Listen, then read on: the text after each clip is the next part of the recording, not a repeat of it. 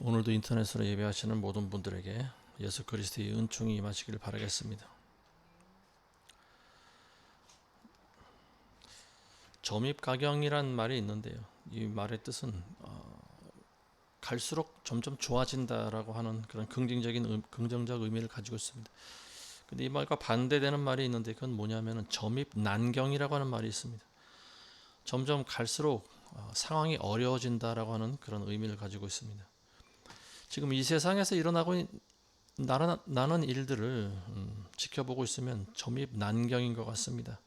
좋은 소식은 없고 점점 안 좋은 소식들로 온통 그 신문 지면과 뉴스들을 차지하고 있는 것 같습니다. 최근 지구상에서 일어나고 있는 일들을 몇 가지 한번 살펴보겠습니다. 지난주에 있었던 충격적인 사건이 미국에서 일어났는데요. 뭐 우리가 잘 아시는, 아마도 잘 모르는 분들도 아마 있을 듯 싶습니다. 그래서 제가 소개를 해드리려고 하는데요. 찰리 커크라고 하는 32살 먹은 한 미국의 청년이 미국에서 그 유타주에 있는 한 대학에서 강연 도중에 암살당했습니다. 극단적 정치 성향을 가진 한 젊은이에 의해서 암살당했는데요. 근데 그 찰리 커크는 그 사건 암살당하기 며칠 전에 우리나라에 방문했었던 청년이었습니다. 그는 강연에서 한국의 자유와 그리고 정의를 위해서 같이 싸우겠다고 말했습니다. 이 찰리 커크는 보수적 성향을 가진 그런 기독교인이고요. 그리고 트럼프가 미국의 대통령으로 당선되는데 결정적인 기여를 했던 그런 인물입니다. 그래서 이 트럼프는 찰리 커크를 끔찍히 아꼈고요. 이 청년은 이제 차기 대통령 후보로도 거론되던 그런 아주 이 보수층에 의해서 굉장히 중요한 인물이었던 것 같습니다. 근데 그의 암살이 일어났죠. 강연 도중에 갑자기 총탄이 날라와서 찰리 커크는 그 자리에서 목숨을 잃었습니다. 그 죽음에 트럼프 대통령은 분노했습니다. 그리고 슬퍼했습니다. 그리고 반드시 살인자를 잡아서 사형에 처해야 된다라고 말을 했습니다. 그리고 불과 사건이 일어난 지 30여 시간 만에 범인이 잡혔습니다. 이 청년을 이제 신고한 사람이 바로 그의 가족들이라고 해요. 그리고 그 청년이 다녔는지는 모르겠지만 어쨌든 그 교회 목사가 당국에 고발을 했다고 합니다. 이 청년이 이제 계속 조사를 해봐야 알겠지만 왜 죽였는지에 대해서 그 청년의 이제 그 배경을 보면 알 수 있을 것 같습니다. 일단은 자기가 그 찰리 커크를 암살하는데 사용했던 그 총에 보면은 마크가 붙어 있죠. 성소수자들을 옹호하는 듯한 그런 마크가 붙어 있었고요. 그리고 총알에도 뭐 무슨 그런 메시지가 써 있다고 합니다. 이 청년의 정체가 이제 급진 좌파다 이렇게 볼 수 있는데 미국에는 DSA라고 하는 단체가 있다고 합니다. 이 단체는 이제 보수파들을 겨냥한 그런 급진 좌파들의 세력이죠. 그러니까 공산주의자들을 지지하고 또 성소수자들을 옹호하는 그런 좌파 집단입니다. 그런 그 DSA에 소속한 청년일 수도 있고 영적으로 보면 이제 미국이라고 하는 나라가 사탄의 영향을 굉장히 많이 받는 나라 아니겠습니까? 그런 사탄과 관련된 소속 단체의 어떤 영향을 받았을 수도 있다라고 보여집니다. 미국은 총기 소지가 가능한 나라죠. 그래서 언제든지 자기 정적을 쏘아서 죽일 수 있는 나라가 바로 미국입니다. 작년에 실제로 트럼프도 저격당했었죠. 정통으로 얼굴을 맞을 뻔했는데 그 순간 고개를 돌리는 바람에 극적으로 살아났습니다. 하나님께서 트럼프를 통해서 마지막 때 아마도 이 트럼프를 쓰시고자 함이 아닌가 싶습니다. 역대 미국 대통령들 가운데 이 저격에 의해서 죽은 사람들이 많이 있었습니다. 링컨 대통령이 그랬었고요. 그리고 또 케네디 대통령도 총탄에 맞아서 숨졌습니다.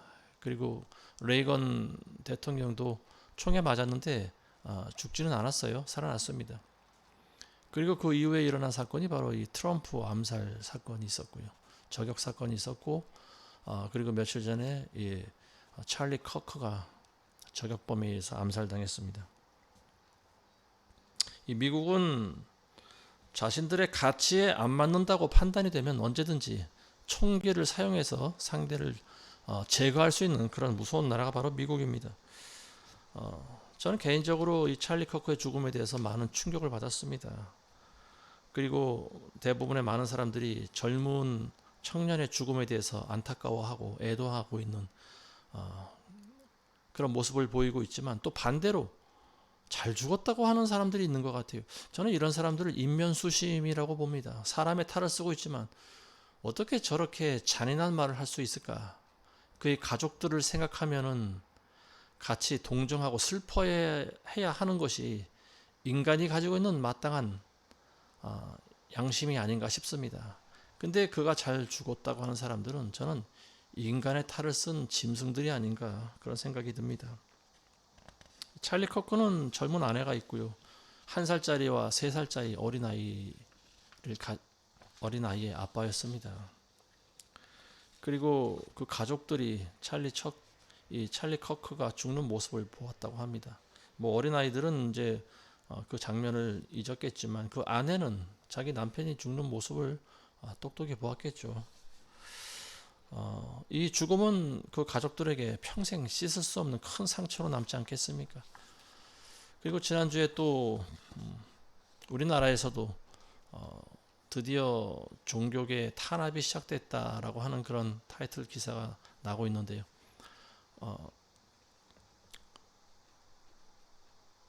교계에서 이제 기독교계에서 우파로 소문난 부산의 미래로교회 손현보 목사님이 이제 구속됐습니다. 뭐 정치법 위반 혐의로 목사를 구속했다라고 하는데, 정치법을 사실 뭐 위반한 게 없습니다. 정치와 관련된 사람을 이제 기도해 준 것 같아요. 근데 그게 좌파 진영에서는 아마도 그 목사를 구속해야 분이 풀렸던 것 같습니다. 죄가 없는데도 불구하고 굳이 조사를 하고, 그리고 또 불구속 수사를 해도 되는데 굳이 뭐 도주할 우려가 있다고 해서 구속 수사를 감행하고, 그리고 지금 검찰청으로 연행했다라고 합니다. 부산에도 구치소가 있어요. 그래서 구치소에 가두는 걸로 가족들이 알고 있었는데, 아들이 면회를 갔는데 아버지 그 손현보 목사님이 이제 포승줄에 묶여서 연행되는 그 뒷모습을 봤다고 합니다. 그러니까 아들도 큰 충격을 받았겠죠. 무슨 강력한 범죄자도 아닌데 포승줄로 묶은 것도 그렇고, 굳이 부산 구치소가 아닌 검찰청으로 이관해가는 이유가 무엇일까? 명백한 종교 탄압이 아닌가 싶습니다. 며칠 전에 이제 종교계에서도 시위가 일어난 것 같은데요. 기독교가 아닌 이제 불교 측에서 한 승려가 나와서 이렇게 얘기했다고 합니다. 지금은 기독교지만 이 정부를 그냥 두면 앞으로 우리도 무사하지 못할 것이다. 승려가 한 말입니다. 저는 이런 모습을 보면서 이제 안타까운 마음이 드는 게, 왜 진작에 많은 사람들이 이런 예측을 하지 못했을까? 왜 불법한 사람을 대통령으로 뽑아놓고 이제 와서 이런 후회를 하는 것일까? 저는 그런 생각이 듭니다. 제가 성경을 인용하면서 가시나무가 왕이 되면 이 가시나무의 공약대로 실천할 거라는 것을 제가 말씀드렸지 않습니까? 가시나무는 모든 숲에 있는 나무들이 자기에게 복종하지 않으면 숲 전체를 불태워버린다고 말했습니다. 지금 가시나무가 왕이 되었지 않습니까? 이런 불법한 사람을 대통령으로 뽑아놓고 왜 이제 와서 후회를 하느냐? 많은 사람들이 아마도 가슴을 치고 후회하지 않을까 싶습니다.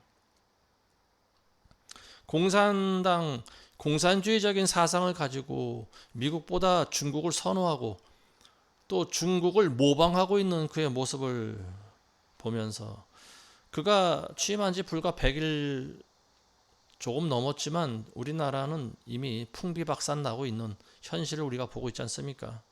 공산주의자들이 혁명에 성공하면 가장 먼저 하는 일들이 지식인들을 처치하는 일입니다. 그리고 종교인들을 탄압하는 일이죠. 종교인들은 세상 사람들과 조금 다른 가치를 가지고 있습니다. 기독교뿐만이 아니고 불교니 뭐 다른 종교에서도 좀 동일한 모습을 보이고 있어요. 이 사람들은 불의를 그냥 넘어가지 않는 경우가 있습니다. 물론 모든 종교가 다 그렇지는 않지만 일부 종교는 정권과 야합하는 경우도 있죠. 뭐 물론 우리 교회에서도 마찬가지입니다. 기독교도 많은 교단들이 지금 정권과 연계되어 있어요. 손을 잡고 있어요. 그런 정권을 위해서 기도한다고 합니다. 기가 막힌 현실이죠. 기독교는 세상의 빛과 소금이지 않습니까? 교회를 탄압하고 국민들을 죽이는 이런 무지막지한 공산주의자들과 대항해서 우리는 싸울 줄 알아야 돼요. 바른 소리를 내야 됩니다. 근데 지금 그런 소리가 나오질 않아요. 목사를 잡아 가두니까 비로소 일부 소수 목회자들이 나와서 소리를 높이고 있습니다. 근데 아직 미비합니다. 아직 부족해요. 교인이라고 하는, 그리스도인이라고 하는 모든 사람들이 전부 다 자리에서 일어나야 됩니다. 그리고 소리를 높여야 돼요. 공산주의자들은 우리나라도 6.25 사건을 겪었지만 공산주의자들이 득세하면은 제일 먼저 죽이는 사람들이 바로 목사들입니다. 그리고 우리나라에서 지금 그 일이 시작되었다. 저는 그렇게 봅니다. 우리나라에서 이 죄 없는 목사를 잡아 가둔 일은 해방 이후로 아마 처음 일어난 일이 아닌가 싶습니다. 우리나라는 자유민주국가입니다. 종교의 자유가 있고 언론과 집회, 결사의 자유가 있는 나라예요.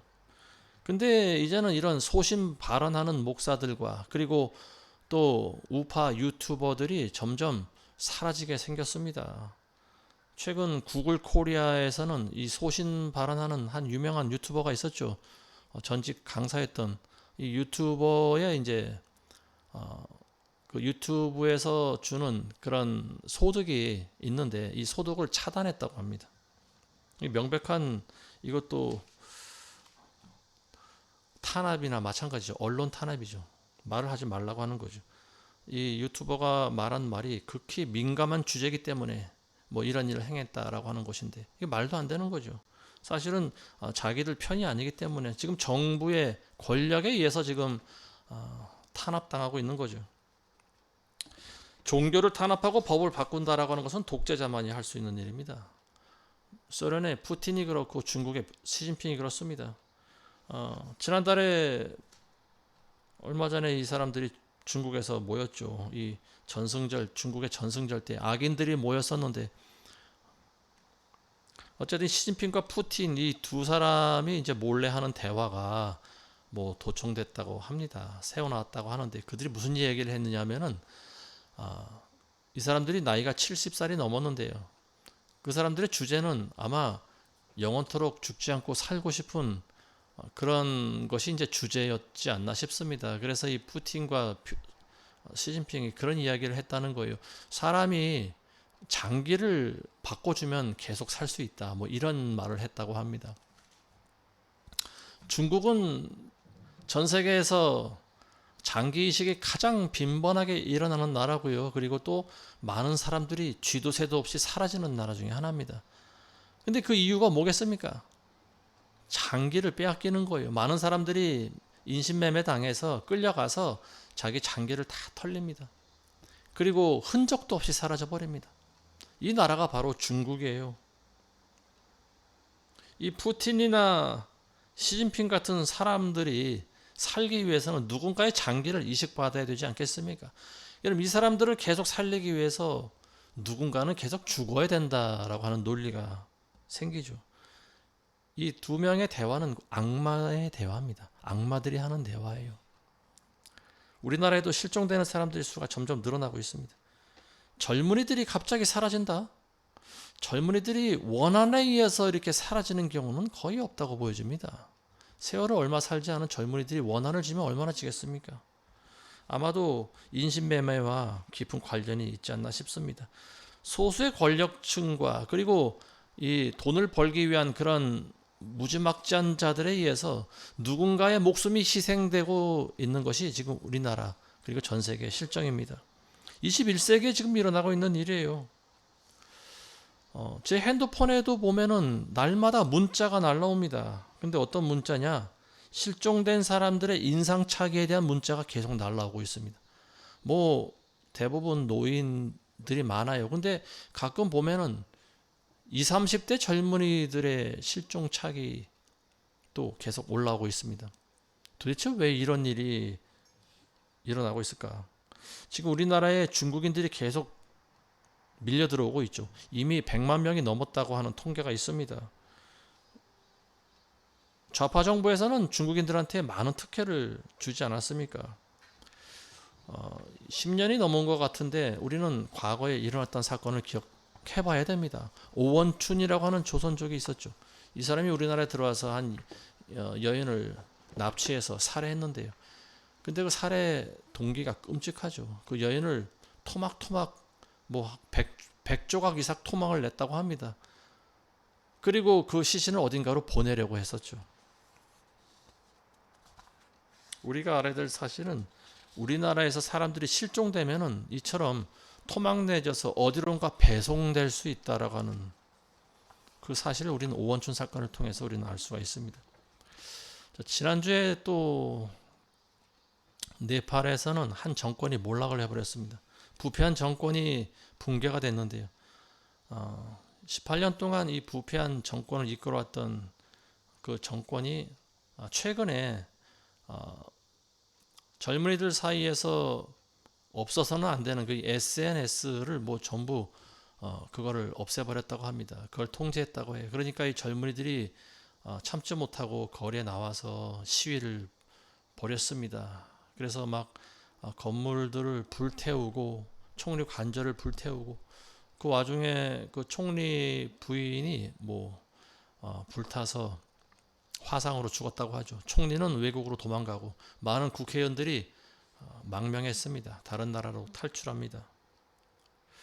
우리나라 이 좌파 방송을 내보내는 주류 방송에서는 이런 사실들을 잘 내보내지 않는 것 같습니다. 네팔뿐만이 아니고 인도네시아에서도 지금 격렬한 시위 중인 것 같습니다. 백성들은 지금 먹고 살기 힘든데 일부 권력층들은 자기네들만 잘 먹고 잘 사는 그런 법안을 통과시켜서 만들었죠. 평균 임금이 뭐 몇십만 원 되지 않는데 이 국회의원들한테는 평균 임금의 10배가 넘는 돈을 주택수당으로 지급해 왔다라고 하는 사실이 드러났습니다. 그러니까 백성들이 들고 일어난 거죠. 근데 잘 사는 걸로만 알고 있었던 프랑스에서도 또 시위가 일어나고 있어요. 이 사람들이 시위하는 것도 경제와 무관하지 않습니다. 우리는 프랑스가 잘 먹고 잘 사는 나라인 줄만 알고 있었죠. 영국도 마찬가지고요. 근데 이런 나라들이 실제 경제 상황이 굉장히 어렵습니다. 가보면 이 사람들이 제대로 일할 직장도 구하지 못하고 또 물가가 올라서 먹을 것을 사 먹는 것도 쉽지 않은 상황입니다. 우리나라도 지금 그와 별반 다르지 않아요. 청년들은 일자리를 구하기 힘들고요. 그리고 청년들은 내 집 마련이라고 하는 소망이 예전에 사라져 버렸습니다. 문재인 정부 때 집값이 천정부지로 올라간 탓 때문에 그렇습니다. 그전에는 그래도 소망이 있었어요. 열심히 일하면 한 5, 6년, 10년 안에는 내 집을 마련할 수 있겠지. 근데 지금은 그게 그냥 없어져 버렸습니다. 청년은 지금 집을 마련하기 힘들어졌어요. 평생 일해도 집 한 칸 마련하기 힘든 경제 상황이 지금 우리나라에 닥쳐버렸습니다. 그런가 하면 지금 러시아하고 우크라이나 전쟁이 그치질 않고 있고요. 러시아는 지금 또 폴란드를 공격할 계획을 감행하고 있다고 하는데 제가 봤을 때 푸틴은 미치광인 것 같습니다. 전쟁광인 것 같아요. 우크라이나도 지금 제대로 상대하기 힘든 상황에서 폴란드도 지금 치려고 하고 있는데 이 푸틴의 계획은 나토에 소속되어 있는 국가를 전부 점령하는 것이라고 합니다. 그 전에 아마 러시아가 붕괴되지 않을까 싶습니다. 그런가 하면 이스라엘은 또 카타르를 공격했는데 이스라엘도 지금 선을 좀 많이 넘지 않았나 싶습니다. 카타르는 이스라엘과는 원한이 없는 나라고, 그리고 이 중동 분쟁을 중재하려고 했던 나라인데, 카타르에 이제 그 하마스의 뭐한 수장이 어느 호텔에서 묵고 있다는 정보가 입수된 것 같아요. 그러니까 이스라엘이 바로 비행기를 날려버렸습니다. 그래서 그 건물을 폭파시켜 버렸는데, 그 와중에서 당연히 제거해야 될 사람만 죽으면 괜찮은데 다른 사람들도 같이 죽었다라고 하는 것이 문제죠. 어쨌든 지금은 유엔도 이스라엘을 비난하고 있는 그런 상황이고요. 근데 이제 미국의 트럼프만이 이스라엘의 입장을 지금 지지해주고 있습니다. 자, 하나님 말씀 누가복음 21장 30절에서 31절 보시면은요.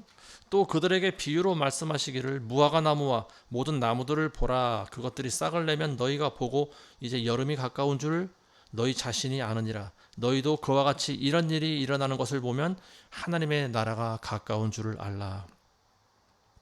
예수님께서 무화과 나무와 다른 나무들을 보라 이렇게 말씀하셨어요. 여기서 무화과 나무는 이스라엘을 상징하는 거죠. 예레미야 24장에 보시면은요. 하나님께서는 선지자 예레미야에게 이런 환상을 보여주십니다. 그 이스라엘의 여호야김 왕과 그리고 다른 고관들과 그리고 그 많은 왕족들이 바벨론에 끌려갑니다. 바벨론이 이제 이스라엘을 총 3번 공격을 했는데요. 1차, 2차, 3차 때로 나눕니다. 이때는 이제 1차 침공 때의 상황이에요. 그때 와서 바벨론에 있는 왕과 왕족들과 그리고 기술자들을 많이 끌고 갑니다. 그때 하나님께서 예레미야에게 환상을 보여주셨는데요. 어떤 환상인가 하면은 두 광줄이 무화과 나무가 들어있는 두 큰 광주리를 보여주십니다. 근데 한쪽 광주리에는 상에서 먹지 못하는 그런 무화과 나무가 들어있었고, 또 한쪽에는 싱싱한 지금 막 나무에서 갓 딴 듯한 그런 맛 좋은 무화과 나무가 들어있었습니다. 근데 하나님께서는 그 환상을 선지자에게 말씀해 주시는데요. 이 싱싱하고 좋은 무화과 나무는 바로 바벨론의 포로로 끌려간 사람들의 모습이다. 그렇게 말씀하십니다. 내가 지금은 비록 그들이 끌려가 있지만 그들을 다시 돌아오게 할 거고, 그리고 내가 이 좋은 무화과 나무처럼 그들을 인정할 것이다. 그리고 내가 다시는 그들을 이 땅에 심고 뽑지 아니하리라. 그리고 다른 이 나쁜 광주리는 누구냐? 예루살렘에 남아있는 시드기야와 그리고 그의 주변에 있는 고관들과 그리고 바벨론에 항복하기를 싫어하는 다른 백성들의 모습이다. 이들은 이 나쁜 광주리와도 같다. 이렇게 말씀하십니다. 이 사람들은 예레미야 선지자를 통해서 바벨론에 항복하라고 했는데도 끝까지 하나님의 말씀에 순종하지 않고요. 오히려 다른 나라들, 이집트와 같은 그런 강국들을 의지한 사람들입니다. 이 사람들은 바벨론에 끝까지 항거한 사람들이에요. 그래서 하나님은 어떻게 하십니까? 느부갓네살 왕을 보내서 예루살렘을 완전히 쑥대밭을 만들어 버립니다. 그때 유다의 마지막 왕이었던 시드기야가 끌려 나옵니다. 포박당에서 끌려 나오고요. 그리고 그 앞에 시드기야의 왕자들, 아들들이 다 끌려 나옵니다. 그리고 그 모든 왕자들을 다 먼저 죽이라고 합니다. 시드기야는 자기 자식들이 눈앞에서 칼로 목이 잘려져 죽는 모습을 목격을 합니다. 그리고 시드기야에게는 어떤 징벌이 처해집니까? 두 눈알이 뽑히는 그런 심판을 받습니다. 이게 하나님께서 허락하신 일입니다. 너희가 진작에 바벨론에 항복을 했으면 이와 같은 비참한 일은 겪지 않았을 것 아니냐. 하나님께서 수차례 경고를 주셨어요. 예레미야 선지자를 통해서 바벨론에 지금 항복하는 것이 가장 지혜롭고 현명한 방법이다. 너희는 바벨론에 빨리 항복하고 그의 말에 순종하라고 그랬어요. 근데 시드기야는 끝까지 버텼습니다. 그리고 그 주변에는 아첨하는 그런 간신배들이 많이 있었죠. 그리고 예레미야 선지자가 그때는 하나님이 사용하시는 유일한 선지자였어요. 다른 많은 선지자들은 거짓을 말하는 선지자였습니다. 근데 이 시드기야는 예레미야 선지자의 말을 무시합니다. 그리고 자기에게 아첨하는 그런 간신배들과 그리고 그런 거짓 선지자들의 말을 듣습니다. 그리고 끝까지 항거하다가 결국은 바벨론에 멸망당합니다. 이 무화과 나무, 과거의 이스라엘의 모습이고요. 그리고 지금 우리는 이스라엘의 또 새로운 모습을 지금 보고 있습니다. 예수님께서 무화과를 저주하시지 않습니까? 열매 맺지 못하는 무화과 나무를 저주했을 때 무화과가 바짝 말라서 죽어버렸죠. 근데 예수님께서는 무화과 나무가 싹이 나면은 너희는 이제 마지막 때가 도래했다라고 하는 것을 알아야 된다라고 하는 말입니다. 이스라엘이 완전히 죽은 나라였습니다. 2000년 동안 나라를 잃고 뿔뿔이 전 세계에 흩어져 살아갔어요. 근데 신기하게도요, 기적적으로 하나님께서 이스라엘을 다시 살려내십니다.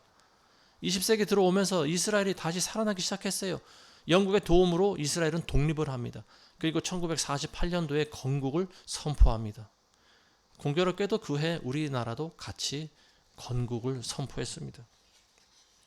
이스라엘이 로마에 완전히 함락당한 지 불과 1900년 만에 이스라엘이라고 하는 이 무화과 나무는요, 싹을 내기 시작했습니다.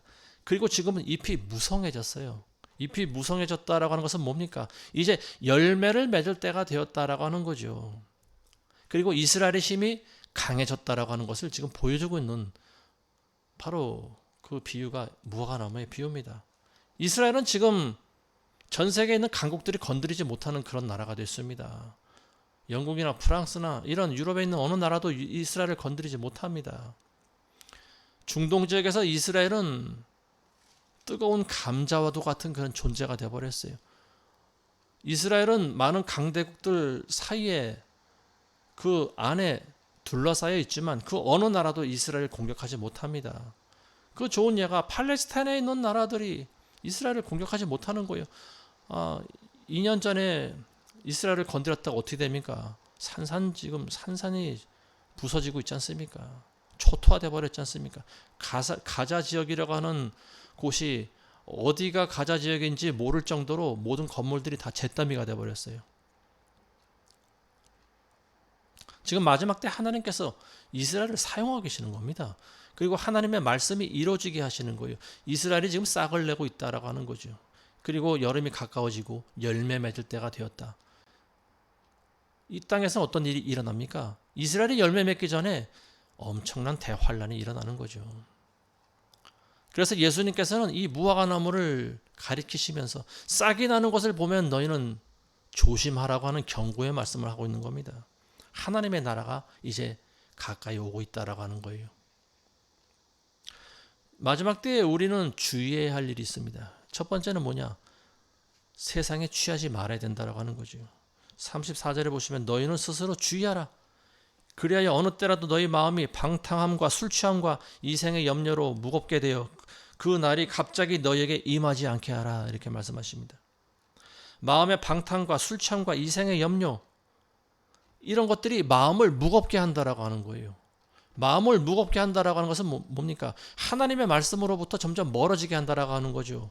방탕함이라고 하는 것은 술이나 뭐 이런 여자들이라나 기타 정욕적인 것에 빠져드는 것을 말하는 거죠. 술 취한다라고 하는 것은 세상에 취한다라고 하는 것 말 아니겠습니까? 이생의 염려, 무엇을 먹을까, 무엇을 마실까, 무엇을 입을까, 이런 염려들이죠. 이런 염려들은 모두 돈과 관련되어 있습니다.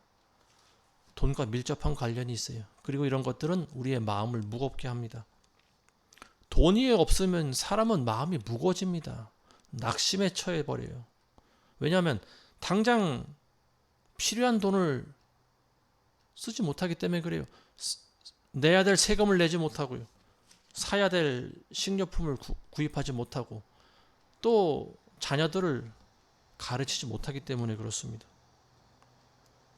돈이 없으면 사람은 낙담해지기 마련이에요. 지금 전 세계는 이러한 기근을 맞이하고 있는 때인 것 같습니다. 전 세계적으로 모든 나라가 어려워요. 2차 대전 이후로 전 세계는 전례 없는 그런 풍요함과 부유한 때를 맞이했었습니다. 그리고 우리도 그 물결을 탔었죠. 근데 지금은 아닌 것 같아요. 지금은 전 세계가 기근의 때로 접어드는 것 같습니다. 가장 결정적인 증거가 뭐냐? 미국도 돈이 부족하다라고 하는 말입니다. 미국이라고 하는 나라가 전 세계에서 가장 잘 사는 나라로 인식되어 있지만 사실은 미국도 가난한 나라입니다.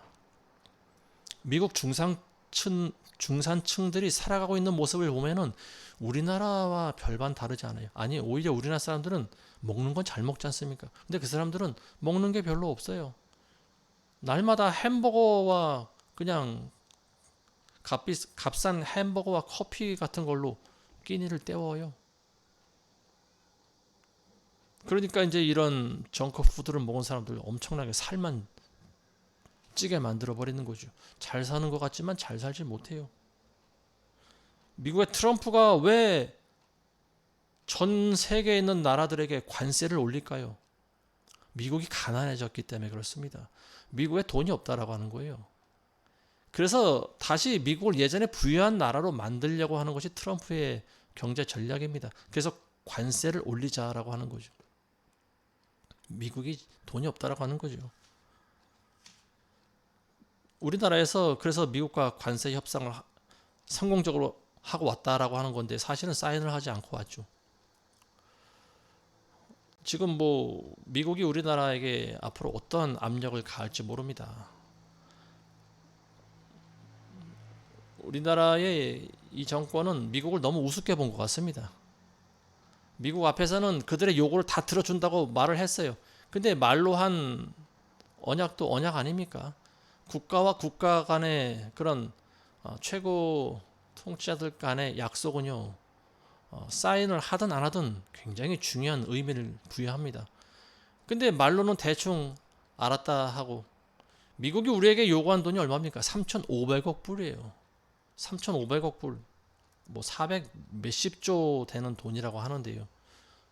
상상도 못할 금액입니다. 그리고 우리나라 1년 예산과 맞먹는 돈이에요. 이런 돈을 자기 마음대로 턱턱 준다고 왜 말을 합니까? 본인은 사인을 하지 않았기 때문에 뭐 다른 협상이 필요하다고 말을 했지만 이미 뱉은 말을 어떻게 주워 담을 수 있어요? 미국은 그걸 현찰로 가져오라고 합니다. 그걸 현찰로 주고 나면 우리는 알거지가 되는 거죠. 우리나라 1년 예산을 한 번에 주면 우리나라 어떻게 되겠습니까? 우리나라 국고가 텅텅 비는 거예요. IMF 때보다 더 심한 상황이 올 수 있다라고 하는 거죠. 그런데 지금 뉴스에서는 이런 보도를 내보내지 않는다라고 하는 거죠. MBC라든지 뭐 SBS, 뭐 JTBC 같은 좌파 방송에서는 좋은 것만 내보내죠. 이 정권이 잘하고 있다라고 하는 것만 계속해서 국민들에게 내보내고 있습니다. 많은 국민들은 지금 속고 있습니다. 방송이 가장 중요한 거예요. 국민들의 눈과 귀가 진실을 알아야 되는데 이 MBC 같은 좌파 방송은 국민들의 눈과 귀를 가리고 있어요. 많은 국민들이 진실을 모르고 있습니다. 우리나라의 하루앞이 어떻게 될지 모르고 있어요. 지금 우리나라는 굉장히 어려운 상황입니다. 한순간에 IMF가 올 수 있는 그런 상황이라고요. 근데도 지금 우리는 태평하지 않습니까? 북한이 당장 핵미사일을 날리면 우리는 어떻게 합니까? 뭐 그걸 요격할 시스템이 있다고는 하는데 뭐 핵을 여러 발 날리면은 그 중에 하나는 서울에 떨어지지 않겠습니까? 그럼 우리는 그냥 끝장인 거예요. 우리나라는 그냥 망해버리는 거예요. 이런데도 평화적으로 해결하자고요? 상대방을 배려하는 마음이 있어야 평화가 온다고요? 그거는 상식이 있는 집단들에게나 가능한 거지요. 북한은 그런 상식이 없는 집단 아닙니까? 이 사람들은 우리가 그동안 수십 년간 배려해 왔고 그들을 도와줬어요, 심지어. 근데 계속해서 핵을 개발하지 않습니까? 그리고 우리를 협박하지 않습니까? 그럼 지금은 깨달아야죠. 지금도 북한에게 평화적으로 대해야 된다라고 말하는 사람들은 북한 사람인 거예요, 그냥. 공산주의자들인 거예요. 간첩인 거예요. 이제는 그 사람들의 말을 더 이상 우리가 들으면 안 된다라고 하는 거죠. 왜냐하면 모두가 멸망할 수가 있기 때문에 그렇습니다. 악을 조금씩 포용하다 보면은요, 결국은 우리는 악에게 잡혀 먹어버리고 만다는 거예요.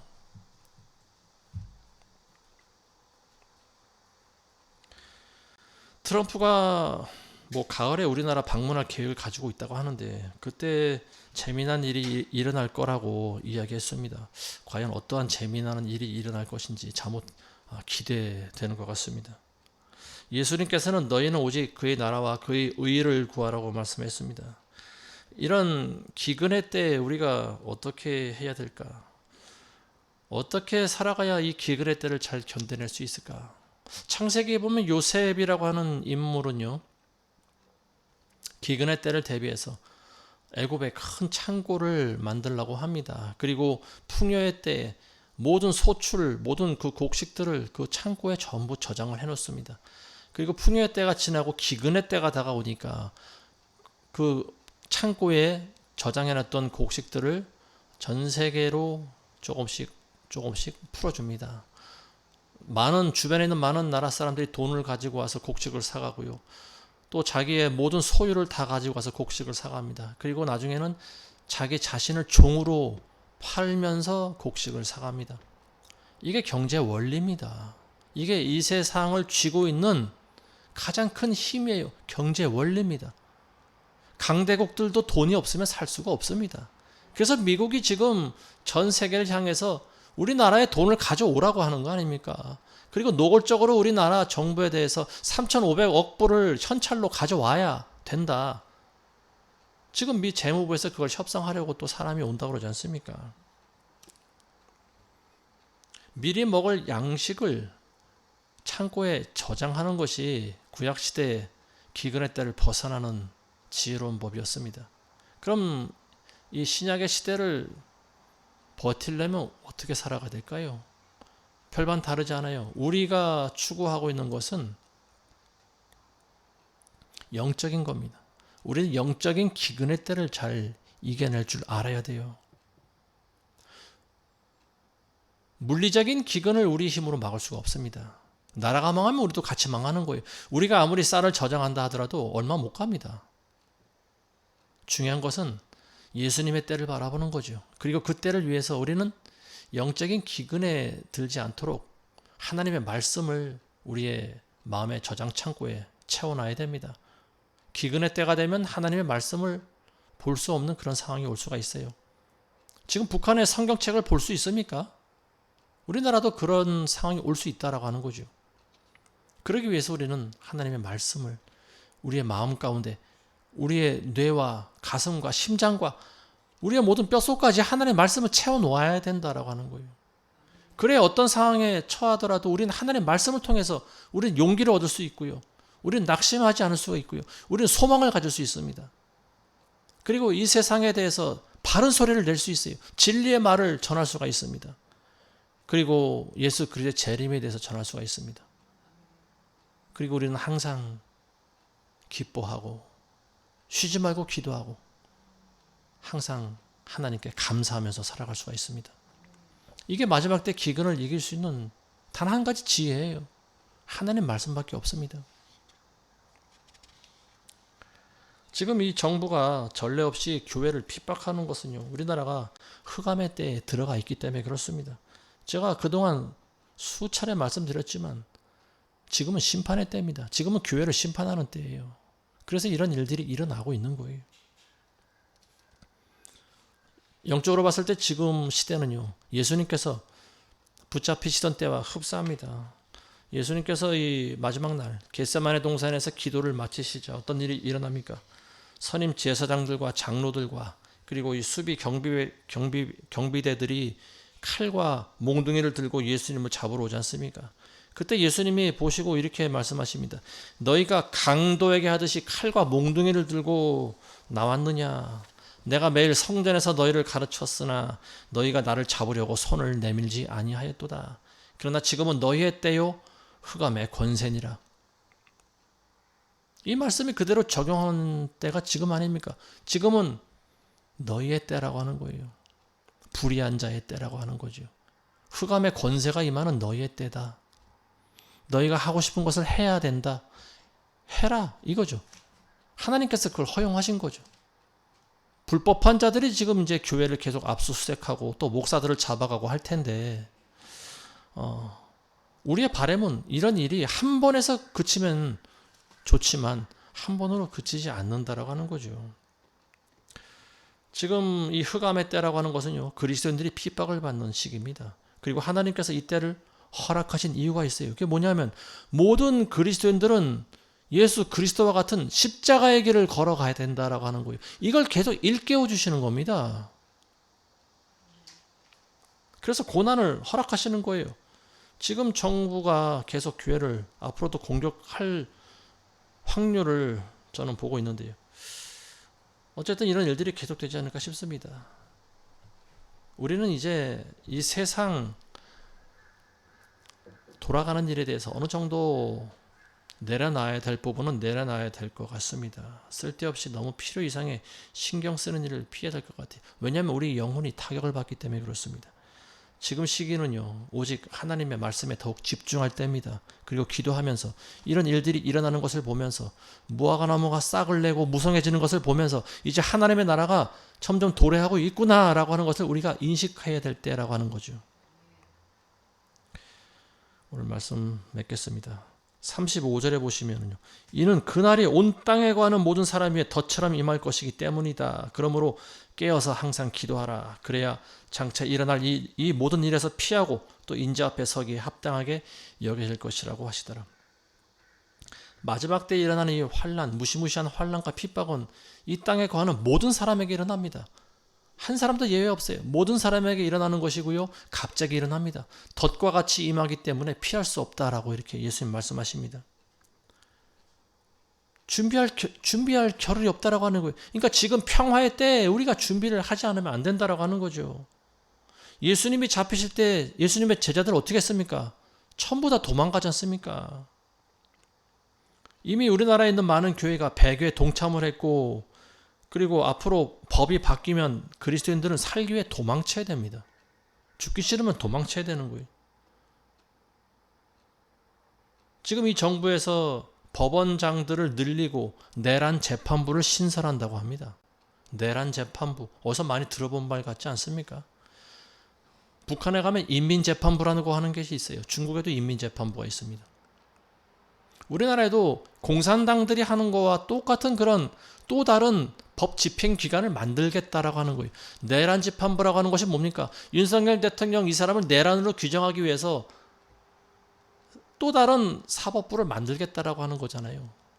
내란 재판부, 이게 인민재판부예요. 앞으로 이게 신설되면은요, 저 사람들을 걸핏하면 모든 인사들을 다 잡아 가둘 거예요. 그리고 내란죄를 적용할 겁니다. 이게 인민재판이 똑같은 거거든요. 과거에 공산당들이 그랬어요. 우리 부모 세대들에게 그렇게 했습니다. 아무 죄도 없는 사람을 세워놓고 재판을 하게 만듭니다. 그리고 그 사람에게 반동죄를 적용합니다. 그러면 그 주변에 있던 많은 사람들은 좋든 싫든 거기에 박수 쳐야 되고요. 그리고 또 그 사람을 사형시켜야 된다고 이렇게 말을 해야 됩니다. 공산당들이 총과 칼을 가지고 휘두르는데 버틸 수 있는 사람이 누가 있습니까? 내란 재판부, 인민 재판부를 만들겠다라고 하는 거죠. 우리나라가 점점 공산국가가 되어가는 것 같아요. 그렇지만 우리가 너무 실망할 필요는 없습니다. 항상 깨어서 기도하는 사람들은요, 이 모든 환난을 피할 수 있게 해 주시겠다고 예수님이 말씀하셨기 때문에 그렇습니다. 이 땅에 사는 사람들은요, 이 땅에 발 딛고 사는 사람들은 마지막 때 환난을 피할 수 없습니다. 그럼 어떻게 됩니까? 이 땅을 딛지 않으면 되는 거죠. 예수님 오실 때 우리는 들림받으면 됩니다. 이게 바로 휴거 사건이에요. 예수님께서 때가 되면 준비된 거룩한 신부들을 불러 모십니다. 그때가 언제인지 모르지만 우리는 항상 깨어 있어야 돼요. 늘 기도해야 돼요. 항상 깨어 있다는 건 뭡니까? 세상에 취하지 말고 늘 하늘나라가 임하기를 기도하는 겁니다. 앞서 언급했던 이 찰리 커크의 영혼은 지금 예수님과 함께 아마 영원한 안식에 들어가 있을 줄 믿습니다. 그렇지만 찰리 커크는 하늘에서도 계속 기도하고 있겠죠. 요한계시록에도 기록되어 있지만 억울한 죽임을 당한 영혼들이 어떻게 합니까? 하나님 성전 앞에서, 하나님의 단 앞에서 하나님께 계속 탄원하지 않습니까? 애통한 기도를 드리지 않습니까? 아버지시여, 천지의 대주제시여, 하루 빨리 내 원한을 갚아주십시오. 언제 내 원한을 갚아주실 겁니까? 하늘나라에 올라가면요, 억울한 죽임을 당한 이 찰리 커커와 같은 영혼들이 지금도 하나님께 기도하고 있다라고 하는 거죠. 그리고 이 땅에 남아있는 자기 아내와 어린 두 자녀들을 위해서 계속 기도하고 있을 것이라고 저는 믿습니다. 하루아침에 이 남편과 아빠를 잃은 그 가족들은 이 세상에서 무슨 소망이 있을까요? 가장 사랑하는 그 가족을 잃은 남아있는 가족들의 최대 소망은 사랑하는 사람을 하루빨리 만나보고 싶다라고 하는 그것이 가장 절실한 소망 아닐까요? 사랑하는 사람을 잃은 사람들은요, 다른 것에 신경 쓰지 않습니다. 어떻게 하면 하루빨리 서로 재회할 수 있을까? 이것이 가장 큰 소망이라고 봅니다. 이 찰리 커크의 아내, 젊은 아내는 남편의 사명을 이어받는다고 합니다. 며칠 전에 기자회견을 했다고 하는데요. 이 남편이 하던 일이 터닝 포인트라고 하는 이 단체를 이끌어 왔었는데요. 이 터닝 포인트는 찰리 커크가 18살 때 만든 단체라고 합니다. 미국의 보수주의의 가치와 그리고 그리스도의 사랑을 전 세계에 알리는 것이 찰리 커크의 목표이자 사명이었죠. 근데 이제 남편이 죽으니까 이 아내가 남편의 사명을 이어받아서 자기가 계속 해 나간다고 발표했습니다. 그리고 남편이 평소 했던 말을 하나 이야기를 해주는데 그게 뭐냐면은 결코 항복하지 말라라고 하는 말을 했다고 합니다. 적에게 굴복하지 말라고 하는 거죠. 그리스도인들은 절대 굴복하지 않습니다. 우리는 오직 예수 그리스도에게만 순종합니다. 그리고 그분께만 굴복합니다. 세상과 불의한 자들과 사탄 마귀들에게는 우리는 절대 굴복하지 않습니다. 지금은 선과 악의 큰 싸움이 일어나고 있는 중입니다. 그 어느 때보다도 큰 싸움이 일어나고 있는 것 같아요. 부디 이 말씀을 듣는 모든 분들은 남아서 외롭게 싸우고 있는 이 찰리 커크의 아내와 그리고 어린 두 자녀들을 위해서 기도해 주시기 바랍니다. 이제 1살, 3살밖에 안 됐대요. 너무 어리지 않습니까?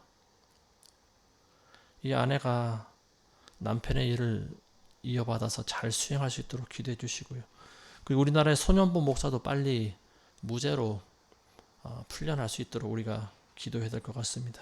그리고 항상 우리는 기도하면서 하나님의 때를 기다리고 하나님의 나라가 이 땅에 임하기를 항상 기도하는 여러분들 되시길 주의 이름으로 축원합니다. 기도하겠습니다. 하나님 아버지, 우리는 먼저 같은 그리스도인의 모습을 보면서 슬픔에 잠기게 됩니다. 젊은 나이에, 너무나 젊은 나이에 역시 젊은 아내와 어린 두 자녀를 두고 한 영혼이 아버지 품에 안겼습니다. 하나님, 그 영혼을 불쌍히 여겨주시고 기뻐 받아 주옵소서. 그가 하늘에서 드리는 그 모든 중보가 이 땅에서 이루어지게 하시고 그 아내가 남편의 사명을 이어받아서 이 땅에 정의와 자유와 진실이 정착되게 하시고 하나님의 나라가 더 확장될 수 있도록 역사하여 주옵소서. 1살과 3살짜리 어린 두 자녀에게도 하나님 하늘의 복을 내려주셔서 그 아이들이 외롭지만 비뚤어지지 않게 하시고 올바로 자라나서 부모의 일을 역시 맡아 감당할 수 있는 귀한 아이들 되게 도와주옵소서. 그래서 그 가족들이 뿌린 씨앗이 이 땅에 30배, 60배, 100배가 되어서 하나님의 나라가 임할 때 더 많은 이들이 구원받을 수 있도록 도와주시옵소서. 아울러 손현보 목사님도 속히 풀려날 수 있기를 간절히 바라오며 이 모든 말씀을 예수 그리스도 이름으로 기도드리옵나이다. 아멘.